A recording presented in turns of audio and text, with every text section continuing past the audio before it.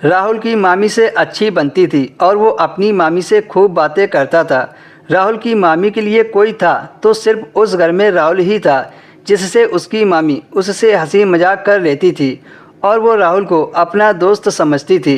फिर एक दिन जब सब लोग बाजार कपड़े लाने को हुए तो वो सब लोग कार में जाने वाले थे।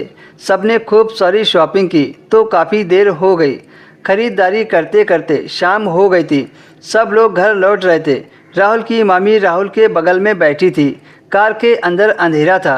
तभी ड्राइवर ने एक कट मारा, जिस वजह से राहुल की मामी राहुल की तरफ झुक गई और मामी का शरीर राहुल से टकरा गया। इस तरह से टकराने से राहुल को काफ़ी अच्छा लगा, पर फिर भी राहुल ने नज़रअंदाज कर दिया। तभी राहुल की मामी बोली, ये ड्राइवर भी पता नहीं कैसी गाड़ी चलाता है। फिर थोड़ी देर तक राहुल अपनी मामी से बातें करते करते मज़े ले रहा था कि तभी अचानक से उसकी मामी ने राहुल के गैर पर हाथ रख दिया। पर राहुल ने इस चीज़ को भी सामान्य रूप से लिया, क्योंकि गाड़ी चलते समय काफ़ी हिल रही थी तो हाथ इधर उधर चला ही जाता है। फिर कुछ इसी तरह से सफ़र चलता रहा और फिर राहुल लोग घर पहुंच गए। घर पहुंचने के बाद राहुल की मामी अपने कमरे में चली गई और राहुल सामान उतरवाने लगा।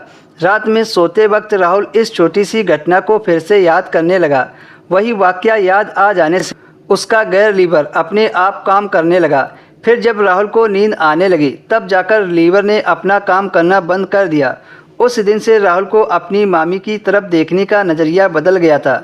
राहुल अब तो अपनी मामी को दिन भर ताकने लगा था और अपने मन में ख्याली पुलाव पकाने लगा। घर में शादी के चलते काफ़ी रिश्तेदार आ गए थे। उसी समय राहुल के मामा भी शहर से वापस घर आ गए थे। अब राहुल की मामी काफ़ी खुश नज़र आने लगी क्योंकि उनके पति आ गए थे, पर राहुल थोड़ा सा निराश हो गया था।